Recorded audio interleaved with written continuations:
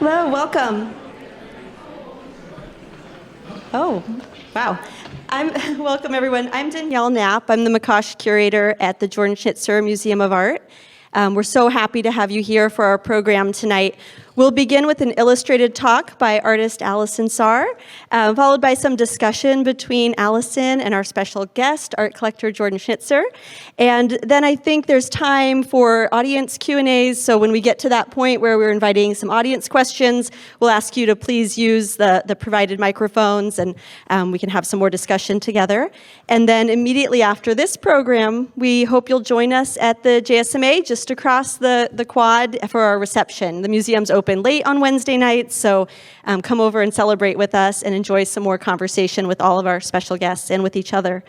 When we gather together like this, we always acknowledge that we are on Kalapuya Ilihi, the traditional indigenous homeland of the Kalapuya people. Following treaties between 1851 and 1855, the Kalapuya people were dispossessed of their homelands by the U.S. government and forcibly removed to the coast reservations in western Oregon. And today their descendants are citizens of the Confederated Tribes of Grand Ronde Community of Oregon and Confederated Tribes of Siletz Indians, and continue to make contributions to the UO and to Eugene and to our community, our state, and the world and beyond. We also express our respect for all of the federally recognized tribal nations of Oregon, the Burns Paiute tribe, the Confederated Tribes of the Coos, Lower Umpqua, and Siuslaw Indians, the Confederated Tribes of the Grand Ronde Community of Oregon, the Confederated Tribes of Siletz Indians of Oregon, the Confederated Tribes of the Umatilla Indian Reservation, the Confederated Tribes of Warm Springs, the Coquel Indian Tribe, the Cow Creek Band of Umpqua Tribe of Indians, and the Klamath Tribes. And we extend also this respect to all other displaced indigenous peoples who now call Oregon home. So Alison Saar is a sculptor, mixed media, installation artist based in Los Angeles. Her works frequently address Black female experience, the African diaspora, issues of race, gender, and identity. She studied art and art history at Scripps College and received an MFA from the Otis Art Institute. Alison has exhibited her work widely, nationally and internationally over the last 4 decades, including at the Smithsonian American Art Museum, the Whitney Museum of American Art, the Jordan Schnitzer Museum of Art here in Eugene, just to name a select few. And she received a John Simon Guggenheim Memorial Foundation Fellowship, Joan Mitchell Foundation Award, National Endowment Fellowships, the United States Artist Fellowship. The collections that hold her works and her private and public commissions are too numerous to mention in full here. But most recently, her gallery announced that she was chosen to produce public artwork for the upcoming 2024 Olympic Games in Paris, France. And she is represented by LA Louvre Gallery. So we're honored to have 3 of her works on view at JSMA right now, all made possible thanks to loans from the collection of Jordan Schnitzer. And on behalf of my JSMA colleagues, my co-curators in planning the Common Seeing exhibition, one of the 2 shows currently featuring Alison's work, Adriana Miramontes Olivas and Alexis Garcia, we're so grateful. We thank you for your time, Alison. We've spent much of our day with her today. She's even more lovely than you would imagine. It's been so fun to get to spend time with you today. And thank you for being so generous with your time and your knowledge and your art. And now I'm happy to introduce our executive director at JSMA, John Weber, for additional remarks.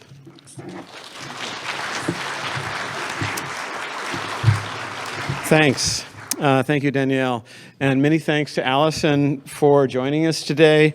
Your visit is really the perfect way to mark the closing of the Strange Weather exhibition that's been here since the fall. And it's great to have it in that show on loan from Jordan's collection with so many other works, and to have the 2 fabulous works that are in My Body, My Choice that Danielle just mentioned. And for anyone who has not seen Strange Weather, Sunday at 5 will be your last opportunity, and you got to go see it if you haven't seen it yet. I know some of you were here for the Leonardo Drew talk recently. It'll be open tonight until 8:30. Before we pass the mic along to Alison, I want to say just a few words, a bit of background on Jordan. He acquired his first work of art as a teenager, and now his collection has somewhere around 20,000 works of art.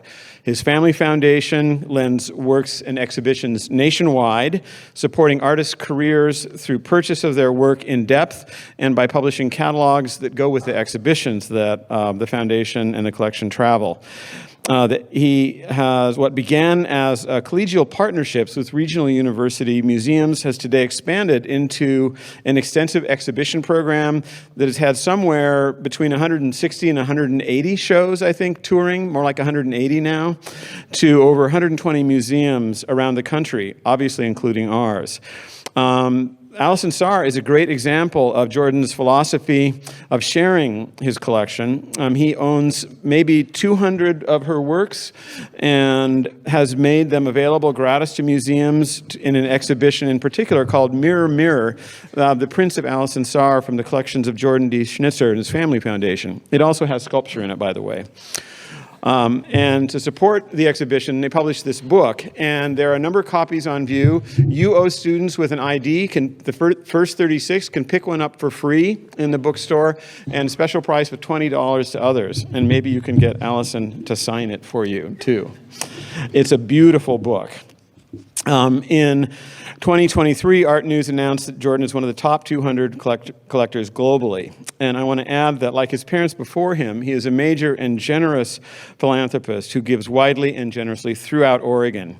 Just yesterday, the announcement went out of a new $10 million gift to PSU to support a new art and art history building and also the JSMA at PSU. So great benefit to Portland, where Jordan grew up.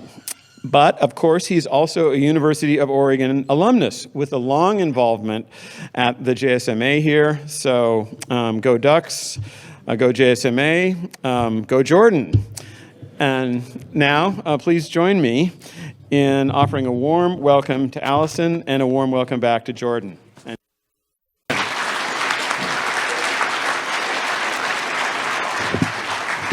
right. Thank you, everyone, for coming. Thank you to the museum, John and Jordan, and also to Kimberly Davis, who is here from my gallery, LA Louvre in Los Angeles.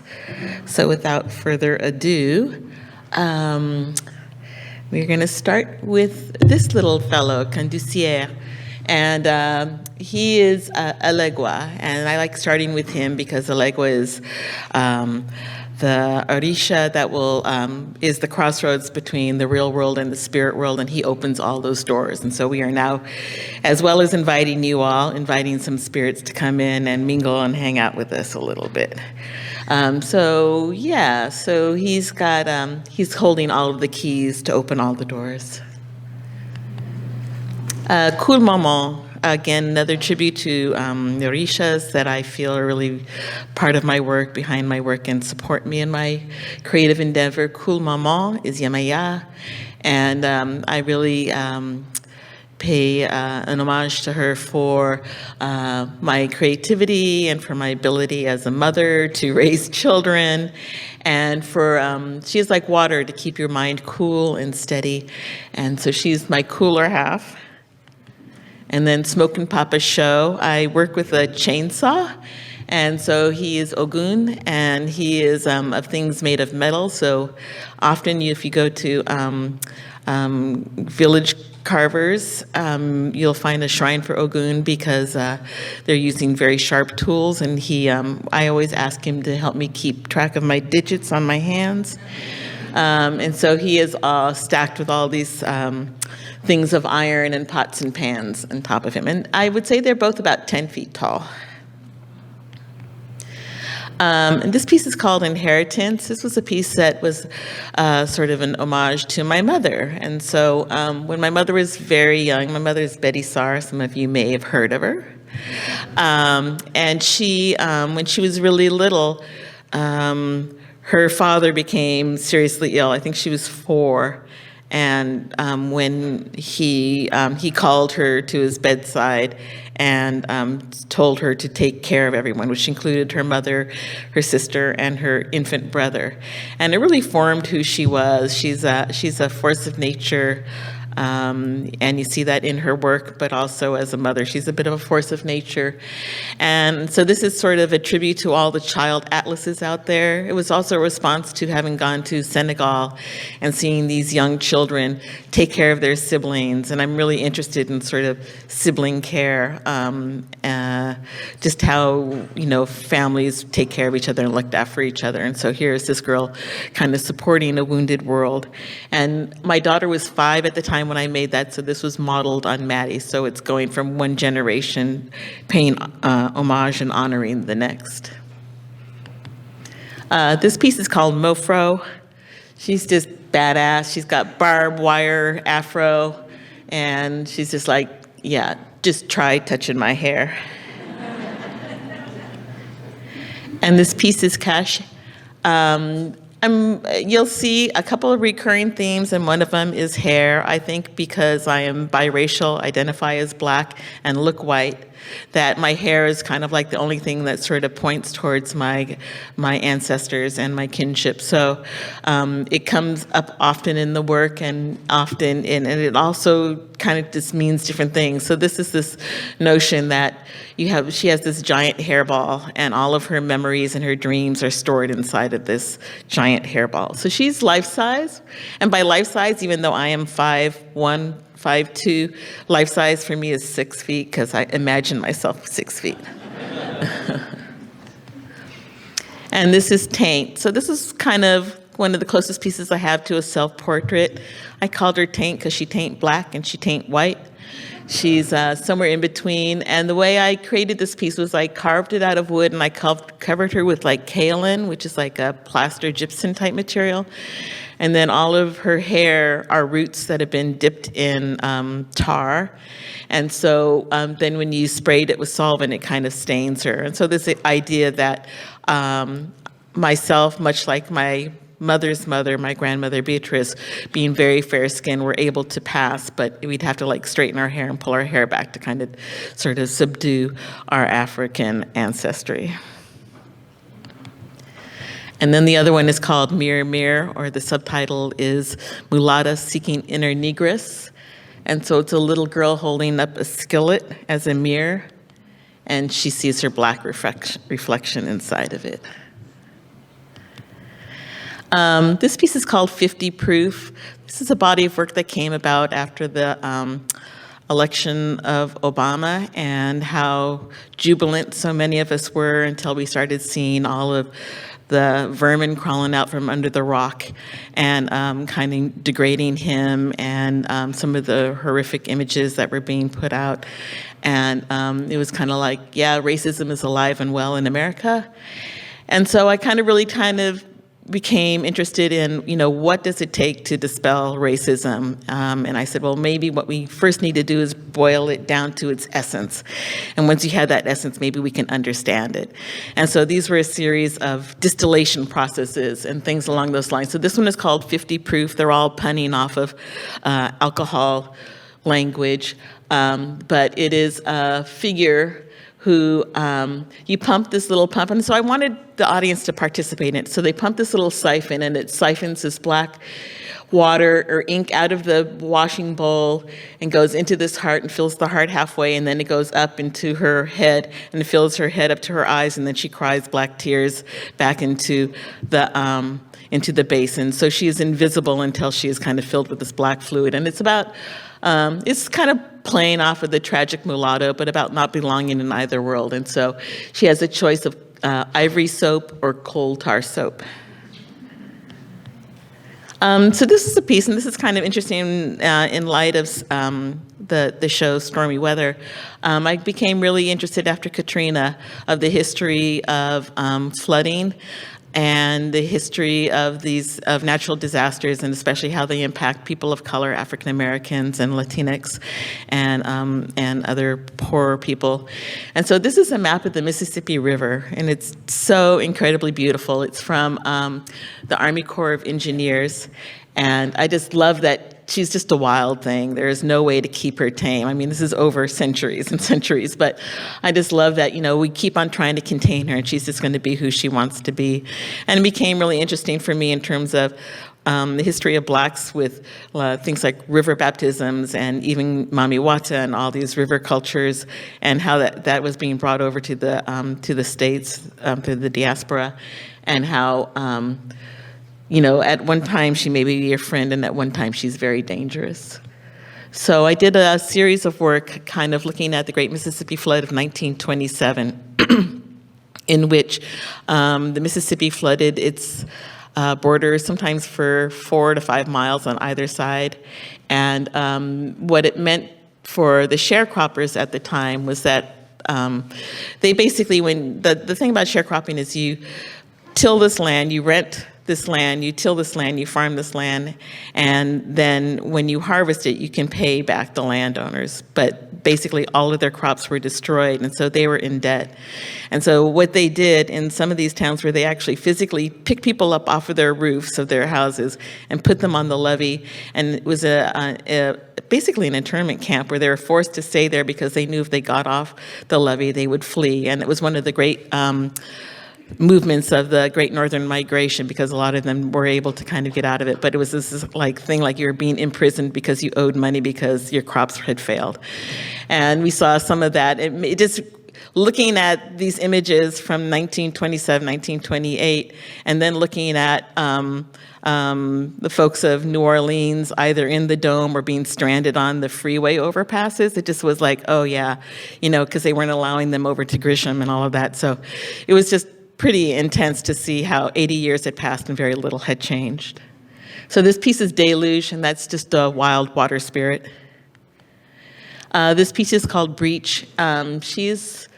I know she's a little under 14 feet because my studio is 14 feet tall and we just barely got it in the studio, stacking it up. But she's basically pulling her way down. So the other thing about the Great Mississippi Flood is that Black African-American men were forcibly conscripted to work on the levees, and so women and children were left alone to kind of salvage whatever they could and get out of their house or try to survive these. These floods were horrific. Houses were floating down the road sort of thing. So, so this is her gathering everything she owns and going down the river.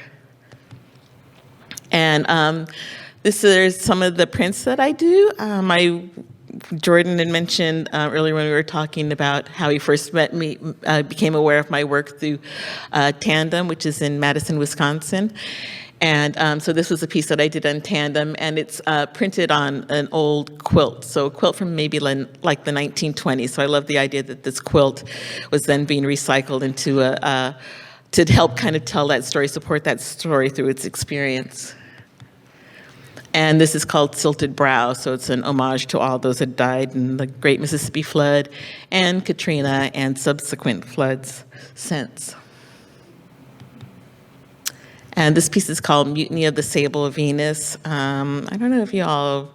So the Sable Venus was a poem, an ode to the Sable Venus, and then also an illustration talking about African women being brought across to the United States, enslaved African-American women, and kind of playing off of this idea of Botticelli's Venus, Birth of Venus. I call her Venus on the half shell. But so I wanted to kind of do, it's a really sordid sort of thing, talking about this dusky woman who is going to come and, is alluding to her as being, not only enslaved for her labor, but also enslaved for her sexuality and also enslaved for her skills as a breeder. And so this is kind of her kind of taking the reins, so to speak. She's coming in on a giant catfish and has a sickle in one hand and blowing a conch shell, kind of calling all to arms to resist. And this piece is called Sea of Nectar, which is a title, which is one of the seas on the moon by Galileo.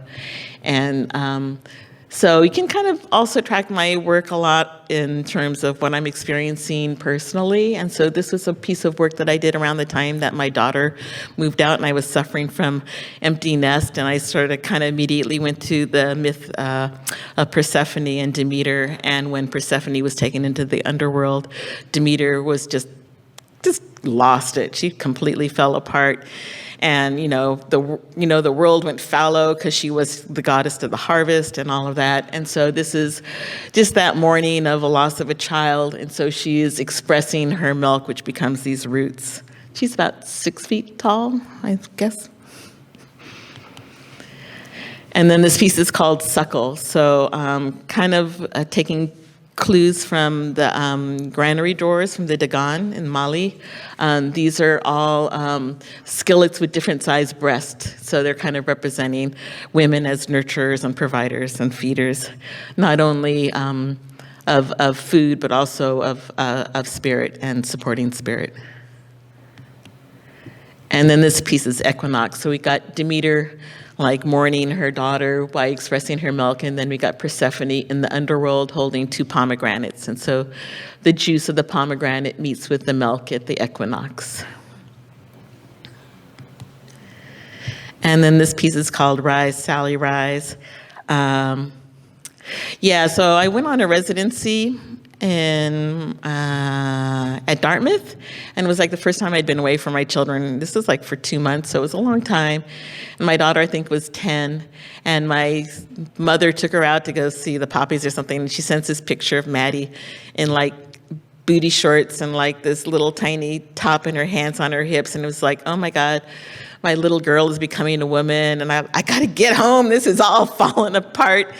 And so I couldn't leave. So instead I made a piece about Maddie kind of transitioning from one world to the next. And so this is Rise, Sally, Rise. And I don't know if y'all know the kids' street song, which goes, little Sally Walker, sit in a saucer, rise, Sally, rise, wipe your weeping eyes, put your hands on your hips and let your backbone slip.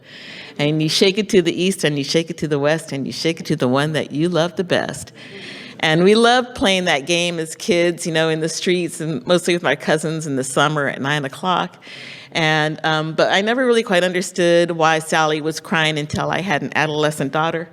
And there's no rhyme or reason to it. They just, and they're spanning this bridge between 2 worlds. And so I made this sculpture of Maddie. She's in a child's chair, but she's a young adult. And she doesn't have a face because I didn't really know who she was going to become. So, at any rate. And then this piece is called Wait, which was also part of the show that I did called Still, that was in response to Obama and the kind of resurrection of racism in America. And I, at the time, was doing volunteer work for a high school, which had a lot of children from Latinx neighborhoods and Black neighborhoods, and it was really amazing because these kids never had art classes. Los Angeles Unified is kind of lacking in that. And so they would come here, and it was their first exposure to art, and they were just really phenomenal. And the school was, by the time you were a senior, half of your day, you'd take your your curriculum classes, and then after lunch you were in the studios all day. And so it was really phenomenal, really amazing artists, amazing art was coming out of it. Then we got them to apply to colleges. They were getting into colleges, but then it came down to how are they going to pay for this? And some of them got grants, but some of them had to, after getting out of high school, had to go and help their families work. And it was just kind of you can bring them so far, and we're still kind of up against these things. And this is a child who's stripped bare, sitting on a swing, suspended by a limb that is hanging from a cotton scale. So this is a field cotton scale. And then her weight is equated in what she can be, or her potential. And her potential are tools of manual labor. So her cornucopia is a coal scuttle filled with skillets and scythes and sickles and chains and all these things that, she's kind of still being confined to, kind of following the footsteps of her parents, many of whom were day laborers or housekeepers. And it's literally balancing. If you lifted one of those things, she would come crashing down. So she kind of is in this precarious sort of suspension. This is Compton Nocturne, kind of riffing off of Harlem Nocturne, Duke Ellington's song. And since I'm from LA, we had to switch that up and make it Compton. And so here she is dreaming. And, traditionally the bottle trees are to kind of like attract spirits outside your door and keep them outside from crossing in. But this woman, she's got spirits coming in and out of her head. So she's just like coping with it. This piece is called High Cotton, and these are 5 little girls that kind of create this army that are going to revolt against their enslavers. Each of them holds a tool of the crop that would have been they would have been forced to work. So we have a hoe for indigo and a machete for cane, a sugar cane. We have a tobacco knife for tobacco, a bale hook for cotton, and a scythe for rice. And so they're kind of between the ages of 5 and 7. And they have tied cotton bolls to their hair to camouflage them as they come across the field before attacking their enslavers. And this is the painting for it. So this painting is like 9 by 7 feet. And yeah, so you can see how the cotton works as their camouflage at night. And this is white guys. So this is a mulatto house servant. And so she, because she appears to be white, she is privy to more information. So she is armed with an iron. And if you look at it really closely, there's a drop of blood at the tip of it. Like, don't mess with her. And then this is called Topsy and the Golden Fleece. I was really intrigued with Harriet Beecher Stowe's book, Uncle Tom's Cabin, specifically the character Topsy, who is kind of a nominal character in the book, but kind of serves as this foil to Eva, who is kind of like, she's supposed to be like her plaything. And so Eva is everything beautiful. She's white, she's got golden hair, she's kind, she's very Christian. And, this whole thing about trying to get Topsy to come to the other side. And I think the character Eva dies in the book, and she's on her deathbed, and all the enslaved people were gathered around, and she's doling out strands of her golden hair. And Topsy pauses to think, says, well, if a few strands of golden hair is going to save me, what will an entire scalp does? So she has scalped Eva. She's holding her golden scalp in her hand, and that's become the golden fleece. So she's like, yeah, let's just do it right. And here's Grode, which we can see up in the gallery for another couple of days, as I understand. But yeah, and this comes again from a line in Harriet Beecher Stowe's book, and she's been accused of being a thief and being a liar and all these things, and so they're trying to convert her to Christianity. And at one point, the auntie character asks her, so, who made you, Topsy, expecting her to say Jesus or God or whatever, and Topsy just says, I expect nobody made me, I was just growed. And I just love that she's just like refusing to succumb to this world that is outside of her, and is like, yeah, you cannot mistreat me, and then pretend that this is some other story, some other narrative. And so she's embracing her wildness and her sassiness here. And here she is more growed than when she was in the other ones, but she is holding a sickle in one hand and the cotton ball, and she's cotton balls in the other, cotton boughs, and she's sitting on a cotton bale. This is a piece called Torch Song, and so I think, kind of in the midst of all this, I became really intrigued with songs of revolution, and so this is paying homage to the likes of Bessie Smith, Lady Day, Nina Simone, of course, and all these women who really sang their revolution. And traditionally, a torch song is a song about love, but even within torch songs, there will often be revolutionary or radical songs within songs. And so you kind of have to look closely to kind of see what's going in. So this is a case where her music is her weapon, and so she's wearing piano keys like bandoliers, like Viva Zapata. And then this piece is called Kitchen Amazon. So I think after all of this angry. I do like listening parties for my shows, and the listening party for the show for at LA Louver. So the listening party for that one, we did a little cassette tape with a little print on it, and it was called Angry Songs for Angry Times. And then by the end of those couple of years, I was really exhausted from being angry. So I wanted to really talk about things that were comforting to me, and that was my family and my mother's family, and the kitchen as a place where we could all come together and just, cook, gossip, get our hair done, whatever. It was just a space where women could kind of just be themselves and be relaxed and, get sassed and get scolded and all that as well. But it was all about this love in the kitchen. And so this is Kitchen Amazon. And like the Amazon, you had a girdle that was her power, which, Hercules tried to, get from her, and she was going to give it, and then they had to slaughter everyone. And just, it's just all so backwards. But so her girdle is like a bunch of skillets, and it's also kind of a nod to Josephine Baker and her banana skirt, and kind of sort of this empowering garb, this magical garb. And so her talent is her ability to, again, provide nutrition and nutrients, both physical and food and spiritual nutrients. She's also holding that skillet in case you get uppity.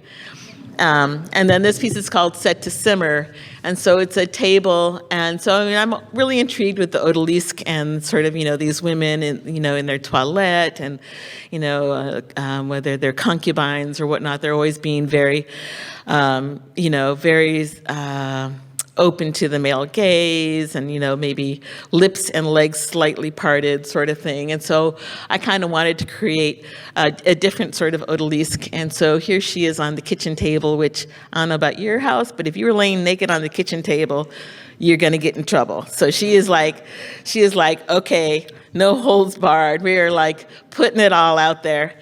And the viewer is invited to come and sit in this chair. And so you're like, kind of a little bit eye level to her, and she said, don't be looking at me askance or at the side of your eyes. If you want to look at me, you sit down and look at me, and you give me your full attention. Otherwise, usually in the odalisque, they're like Olympia, they're looking in their mirror. It's all this sort of vanity and self-reflection and stuff. She's got her skillet as a mirror, which will also serve as a good flattening of any desire to touch her. And then it was a collaboration with Dionne Brand, who's an amazing poet in Canada. And so she's inviting you to look through her drawers, and you pull this drawer out, and there's all these kind of, they're not really poems, they're just kind of like these sort of obscure little narratives. And so they're kind of like keys to this puzzle to understand who this woman is, that she's not just a body. She's complicated, she has thoughts, she has desires, she has fears. And then also part of my Chaos in the Kitchen show that was at Freeze a few years ago was this idea of hot comb haints. So haint is a spirit. Usually they're ones you want to avoid. But in this case, I took these hot combs and this idea that, if you're going to use a hot comb to comb all that wildness out of your hair, where does that wildness go? It's got to go somewhere. And so this haint is going to hold on to it until you're ready to deal with it. So this is a hot comb haint. So they're actual hot combs, and then they're little small figures carved on top of them. And then Congolene resistance. And so this is kind of going back to this idea of women and their bodies. And so Congolene is a hair straightening product, and it is extremely toxic. And they have just, I think maybe it was just last year or the year before, which many of us knew because it burned your holes in your head if you weren't keeping an eye on it, but that it was causing ovarian cancer in Black women. A high number of ovarian women using hair processing chemicals were coming up with ovarian cancer. So again, this sort of idea of, trying to anglify, have straight hair, and kind of fit into this sort of white ideal was basically killing them from inside. And so here she is holding a hot comb in her mouth and embracing her wild hair.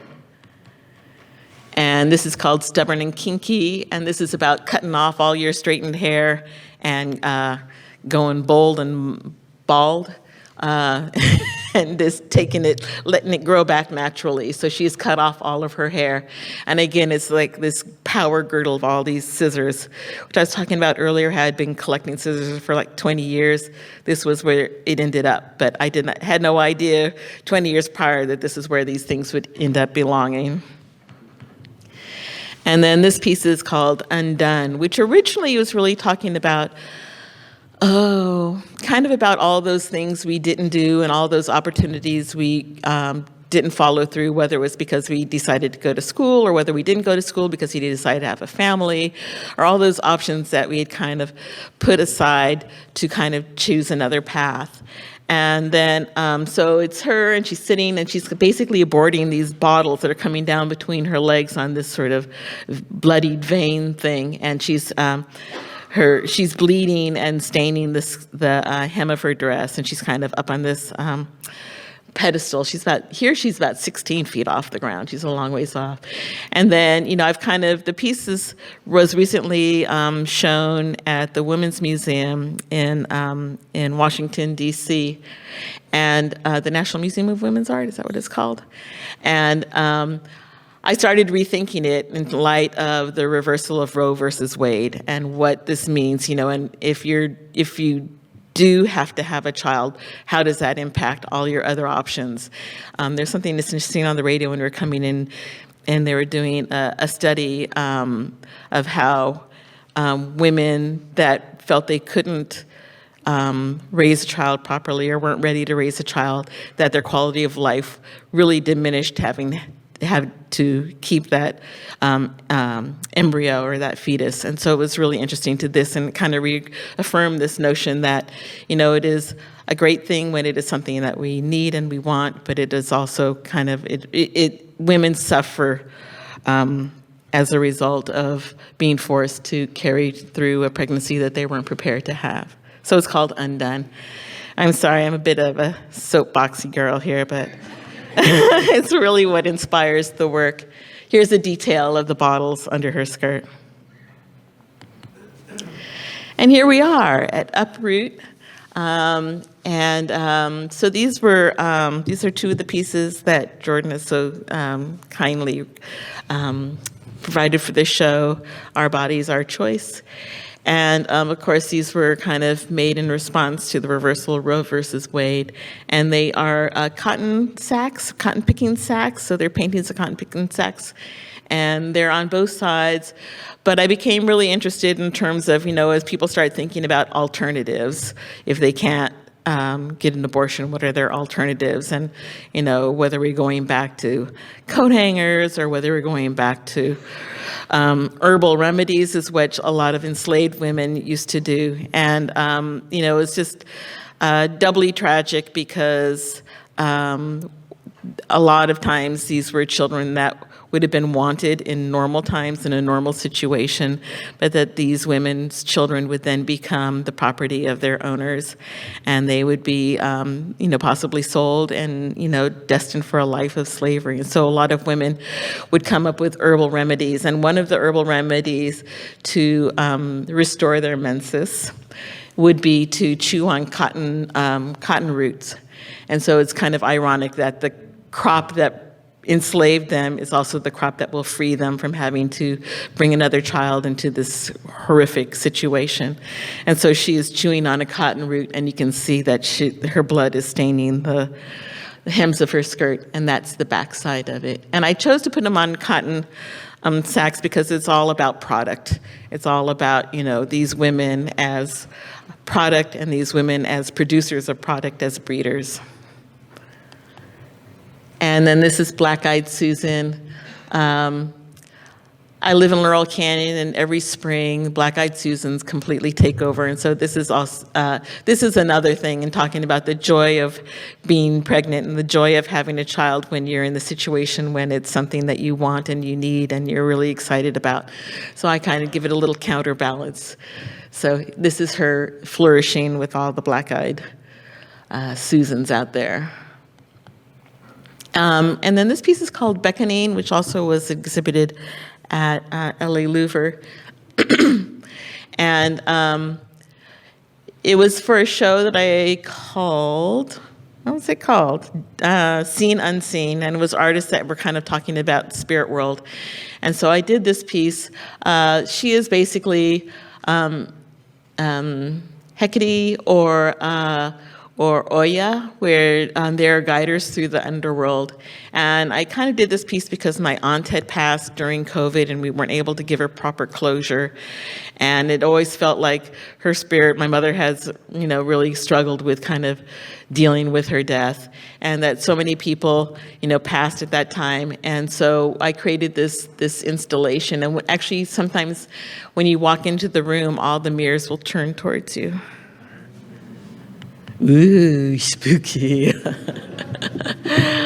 And then this piece is Hygeia.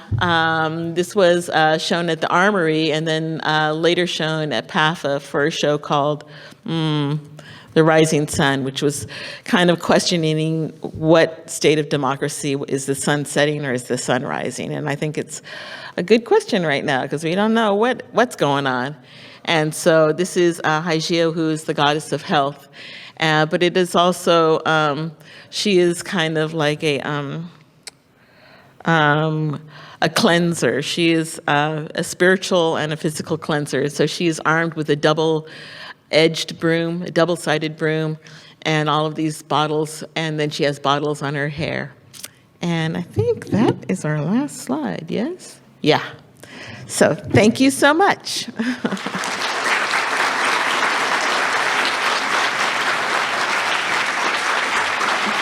We're going to come over here. So the University of Wisconsin at Madison, where your president, Carl Schranz, came from, he was there 35 years. There's a print publishing business there called Tandem Press, run for 34 years by a wonderful woman, Paula Pachenko, who's now retiring in a few months. And her husband, Russell, ran the Chazen Art Museum on campus. And I forget how I first found Tandem, but I've known them for 30 years or something and buy everything they do. And Paula has an amazing way of finding artists that are just incredible. So I've been there a half dozen times. We also had a major exhibition of Ellsworth Kelly and Frank Stella in the Contemporary Museum in Madison downtown. And we've had a show of Alison's work at the Chazen Museum. So it must have been 15 years ago, 18 years ago, whatever it was, I saw this work and I thought, wow. Now, I've suggested before to people that it's interesting in the passions and things we experience in life. In other words, when you eat a really good meal, unless you're a really good cook, you don't sit there thinking, well, gee, what temperature and how was it mixed and what are the ingredients? With music, you listen to some music, you get into the vibe, you like it. Again, unless you're really a musician, you don't think about, well, how was it done, the studio, what instruments, whatever, you just love it. But somehow with visual things, we seem to instantly want to know what's going on, or we get frustrated. We seem to be threatened or somehow challenged. For me, I just buy things I just respond to. I don't have to think, I just feel. And what I've suggested to people is sometimes don't think so much. The thinking comes later. When you see things that speak to you, don't pass them up. So I saw her work years ago and just started buying it. Didn't know who she was, anything about it. The work just grabbed me and made me think. And since then, we've been able to buy an awful lot of the work. And then Kimberly Davis at LA Louvre is a wonderful gallery in Venice Beach, and we bought an awful lot of stuff there. Everything I see of hers, I am just swept away with, and so my obsession, there could be worse ones, right? So I love her work, and I think, why? Because I've suggested before in talks to all of you, and that in my opinion, artists are always chroniclers of our time. Their job. Now, there's some artists that just do beautiful things that you just look at and bring you joy, like walking through a beautiful garden of flowers. But I have lots of work by artists like that. But most of the work I have is by artists that challenge me, grab me, shake me up, make me think. And I suggest that artists are chroniclers of our time. That's their job. And artists, if you look at time immemorial, whether Egyptian art, Aztec art, whatever period, we look back and study cultures by what they created, the art. And I think Alison is as good as it gets at forcing us to deal with issues that for too many decades we didn't really address and face in society. The gender issues, the racial issues, just you name it. And look what she did. Here, Roe v. Wade was overturned.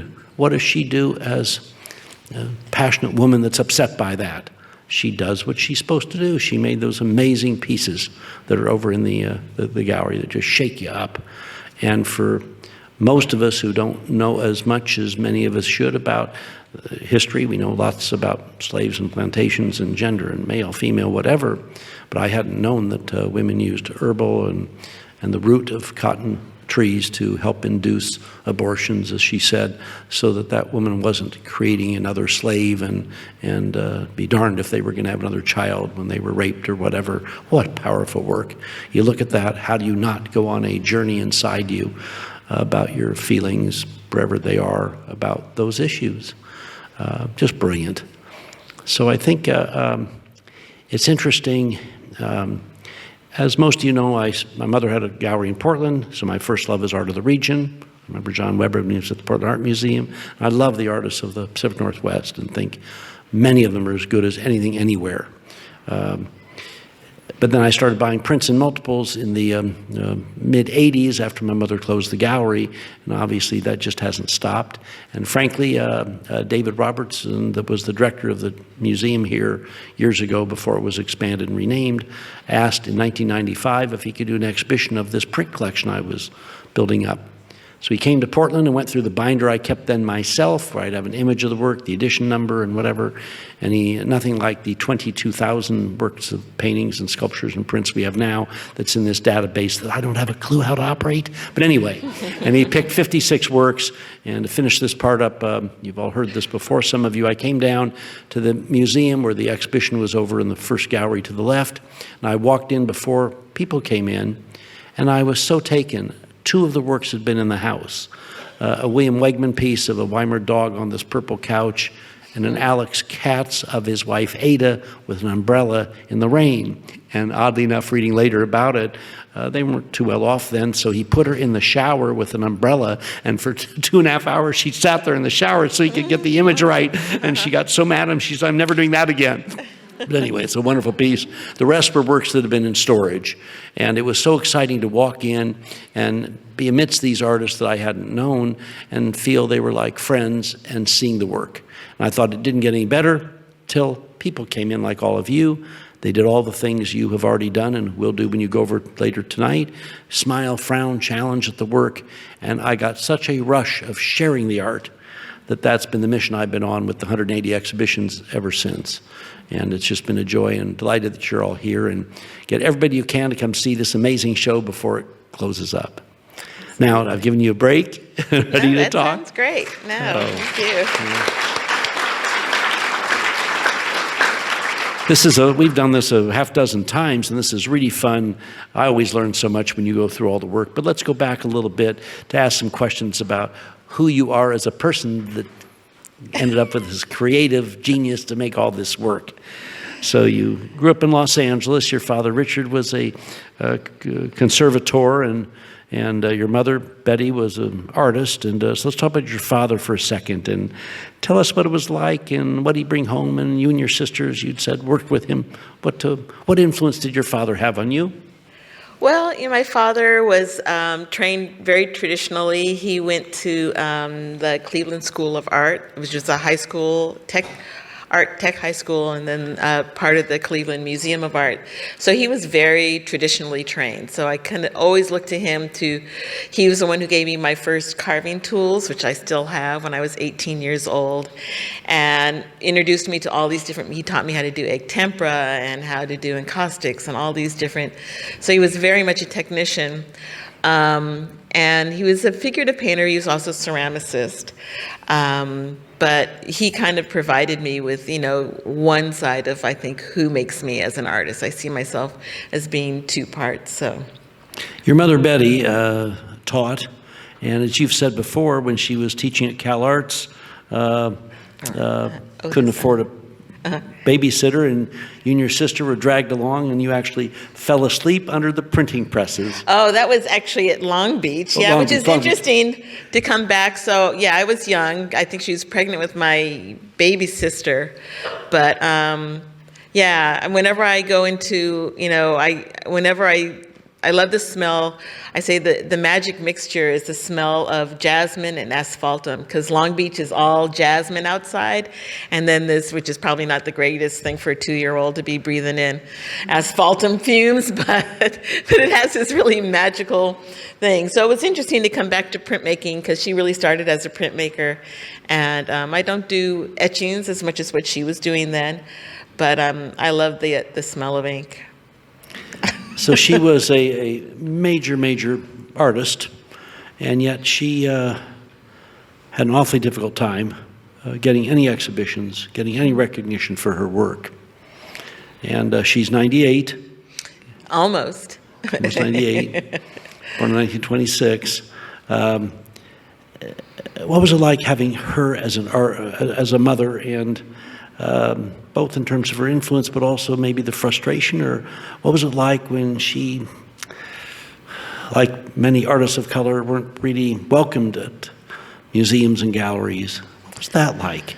She was very steadfast and didn't really show how challenging it was for her to the family. I mean, she was getting some shows. She was,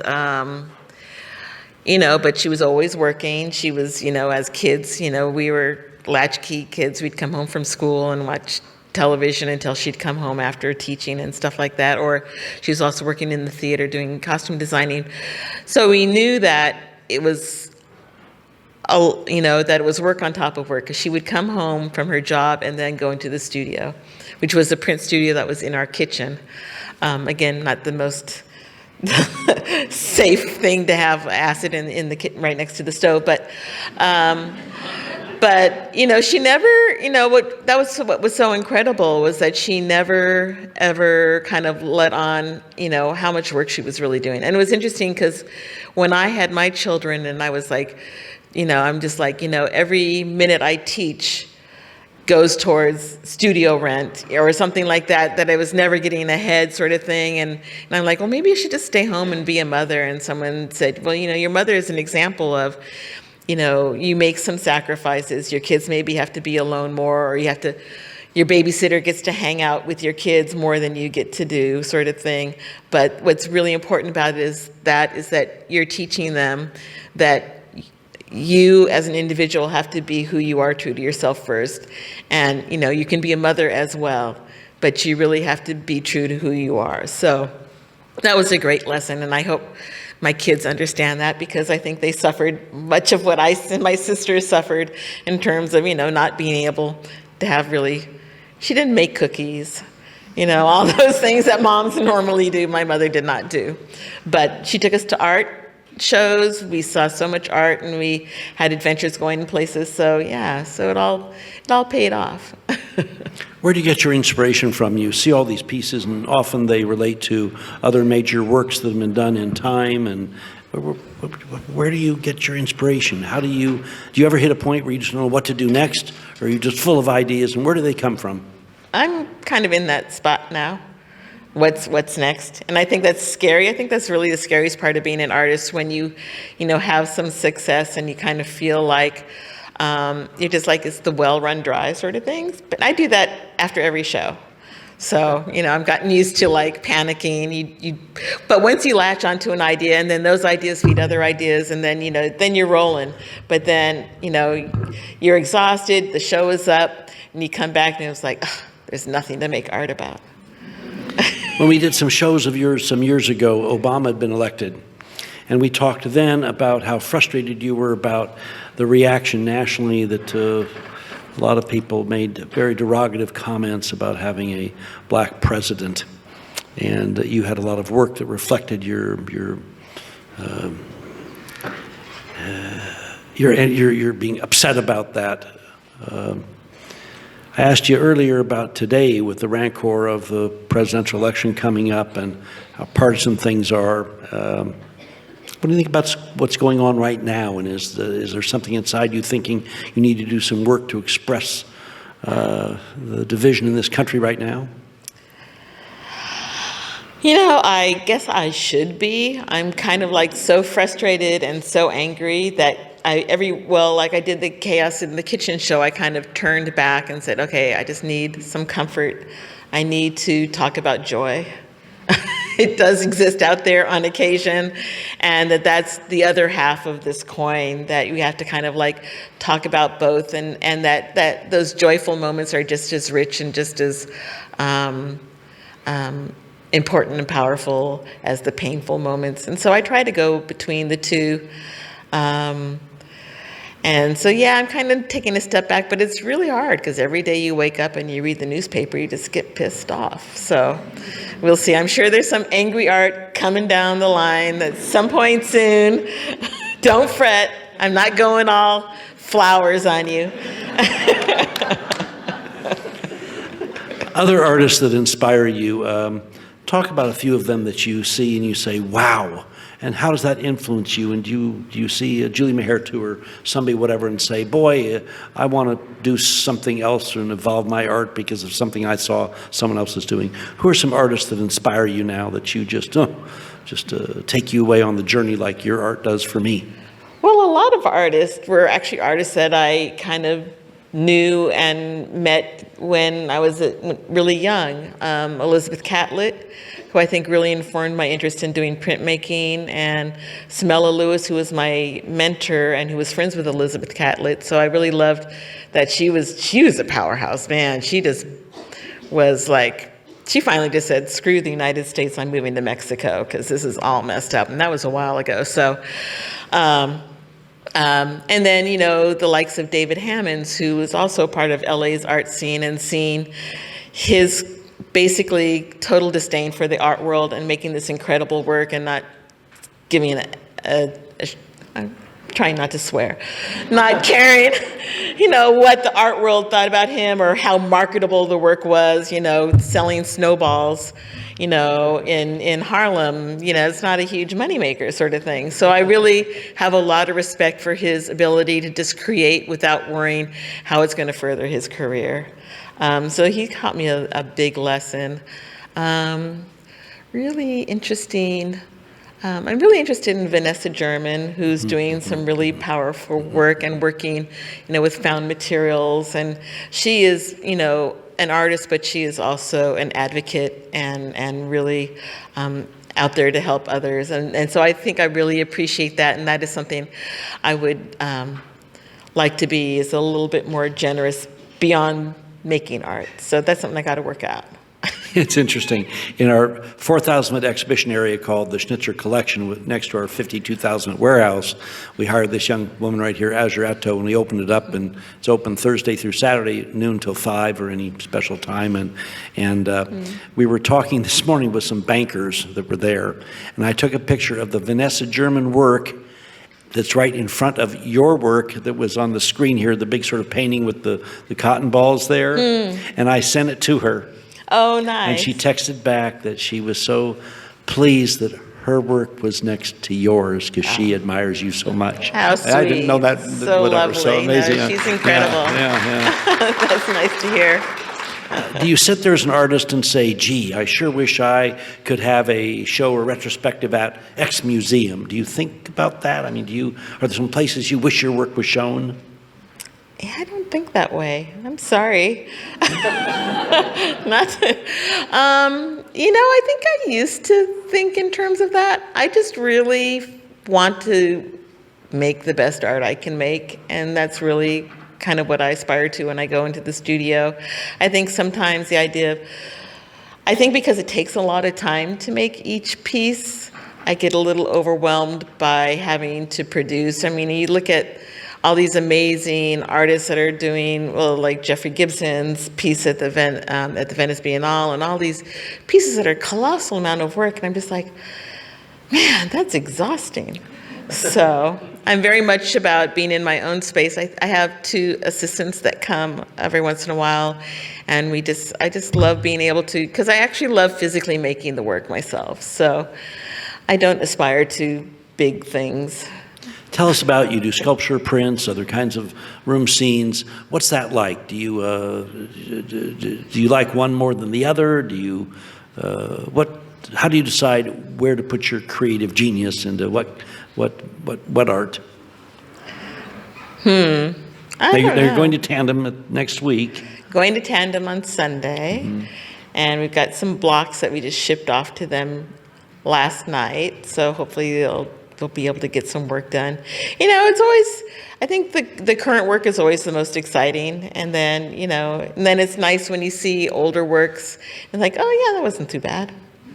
Do your prints inspire your sculptures, or do your sculptures inspire your prints?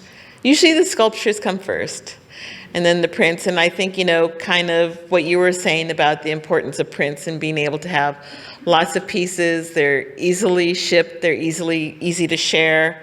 It's great because they're affordable. So people that can't afford a sculpture, and like if you're a teenager and you got $500 saved up or $100 saved up, you can buy a print. And so I love the affordability of prints, and the sort of that it's, yeah. So lastly, before we open up for a few questions, sure. Legacy. Do you think about your legacy? Do you think about, and ultimately, what do you want the world to think about your contribution in art? What do you want your legacy to be?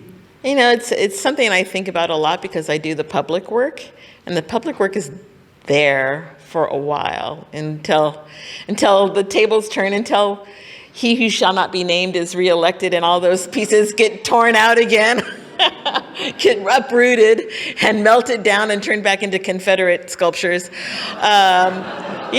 It's crazy. I look at, I wake up and I'm like, this is a world I do not understand. We were talking about that, and it's just kind of like, it's kind of spooky.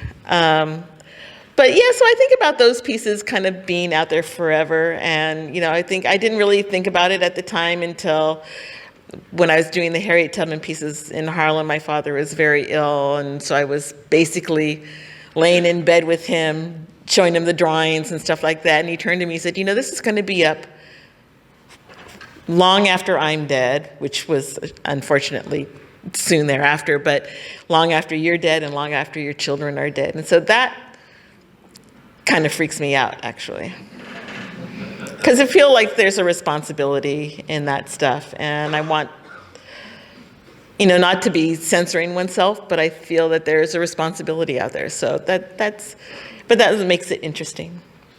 I said one last question, but let me, I feel so honored to have your work in the collection, and we've gotten it to maybe 30 museums, whatever, and I don't do any focus groups, whatever, but as I've said, I get such joy from sharing the art.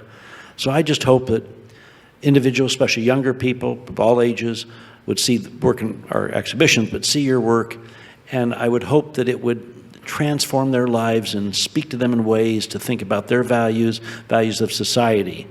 So that's in terms of be honored to have your work. In terms of you, do you think about that you're creating work that tens of thousands of people over time, hundreds of thousands see, and you hope that it speaks to them and maybe helps them have the values and live the life they would hope they would have? Yeah, and that's, yes. But, I think that's, I don't want to pretend that art can change the world, but I think that art can get people to see things in a way that they normally wouldn't. And I think because it differs from, and by art I mean music and theater and writing and visual arts, but it gives them an opportunity to, as you were saying, to feel it before they think it. And there was this great Octavia Butler. She was just writing in, her manuscripts are at the Huntington Gardens.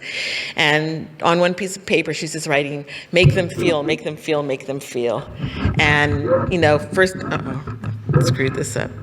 First and foremost, I think that's what it is. And that's how you get people to change minds and change hearts. It's just to somehow internalize what is going on and understand it from a view that they're maybe not taught.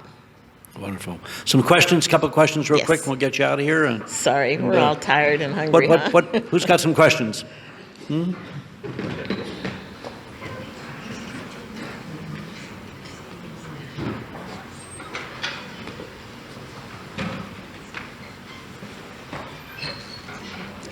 a Pasadena girl, so. Pasadena rocks! So the bodies of your sculptures, what are they made of, and what are your first steps when you're beginning that whole structure, that whole body? What's step one? How do you make it? The question is, what are the big sculptures made out of? And How do I do it? Yeah. And how do you start? Okay, so I start with an idea, and whether that comes out of the New York Times or a piece of music or a poem or something, and then I do a drawing, and then I buy a bunch of wood from the local lumber yard and glue them all together, and then The limbs, you mean? nope, I glue basically like a refrigerator-sized block of wood together, maybe a skinny refrigerator, and I get my chainsaw out and start carving it. Carves. So it's all, yeah. So it's not built. The only thing, the cast pieces, they're carved out of, sorry, I'm very physical. As you can tell, I'm a sculptor. But the bronze pieces, they're carved out of foam and then cast. So they're more, and I build up with clay. So they're a little bit more additive, but for the most part, it's all reductive. It's all taking away. So if we were to see these big bodies touching, they're not metal then, huh? They're wood, and then they're covered with sealing tin or copper, and they're solid. Is it a nice thin coating? It's like thin foil, yeah, and then the sealing tin, Or is it- and it's like I cut pieces and hammer it on, so it's like patchwork sort of thing, and the copper's more malleable than the other stuff, but yeah. Texture, it's really great. Thank you, thanks. another question, and we'll finish up. Another one there? Oh, we got this guy, but you can. First of all, thank you for coming out here. I noticed a number of your sculptures have blue lips, which cues as a sign of like hypoxia or something, but I assume that there's something, a meaning to it, and I was just curious to know.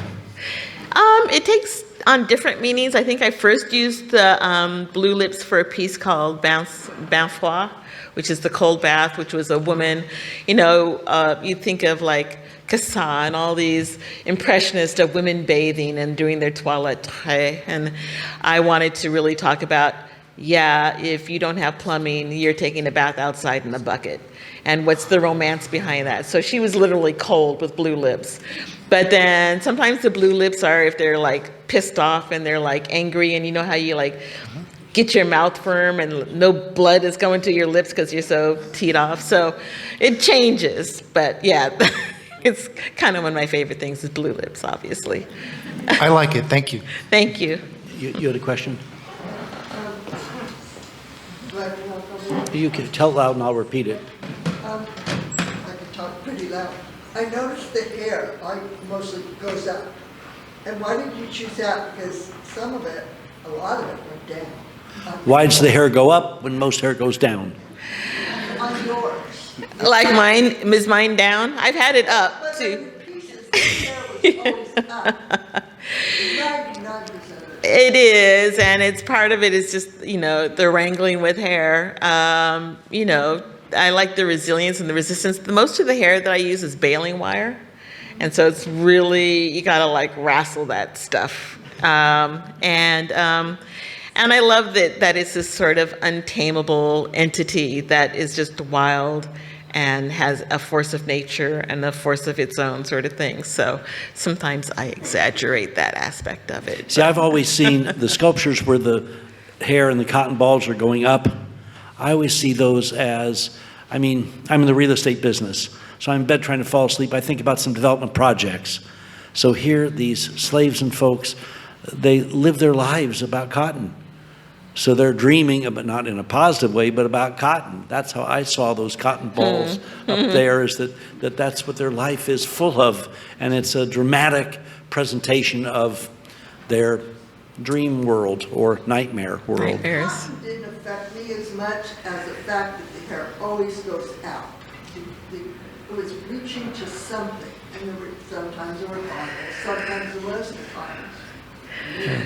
But it was just the fact that it went out, which she did explain. So the best part is, That was fascinating. the best part, in my opinion, is the job of every artist is to get us to think what we think is unique to us. So look what happened. You're thinking about the hair. She won. She got you to think. Yes, sir. Yes, ma'am. I have one tall Oh, one. that's too tall for everyone. Yeah, right? Hi. I love the way that you're building this mythology, these heroes. Can you talk a little bit about that? Like, is that your personal narrative? I know you're pulling from like Greek mythology and all that stuff and then interchanging it, but are you making your own stories? I don't know if there's so much my own stories. I mean, I think it's a conflation of a lot of stories, and a lot of these mythologies are universal in certain respects to answer questions in life that we have. I went to Scripps College, and, it was, they really hammered Greek mythology into our heads. There was like no escaping it. And so then I had to temper that with looking at Yoruba and Orisha mythologies, and then also looking at mythologies of India and Brazil. Well, Brazil, a lot of it is the Yoruba stuff as well. And so trying to kind of find that common ground. A lot of times these Greek stories are duplicated in Orisha stories and things like that. And so I'm really interested in looking at these in terms of exploring a commonality sort of thing. I'm the paper conservator at the Jordan Center, so we had Belka Sion's work, and your work sort of reflects in that for me, because I've worked with a lot of her Belka's pieces. is really such a great loss. It's such an amazing artist. But they recently had a show of her work at the Fowler, and they actually showed one of her plates. And I'd never seen the actual physical plates that she made the prints on, and they're just really, this is a Cuban artist that was really phenomenal. But they had a video of her printing, and she had ink like all over her body, and like, oh my God, she breathes her art. It was just so incredible. It was just incredible. I just said, I love that woman. A couple things. First, thanks for coming. The museum's open, and since her next round of prints is going to be at Tandem Press, if you want some, they're really quite affordable for the quality of the work and the exquisite printing press up there, the wonderful partnership she has. So there's a thought for you, although I'll be getting one of everything they do too, but there'll be a few left over. So thank you, and the museum's open.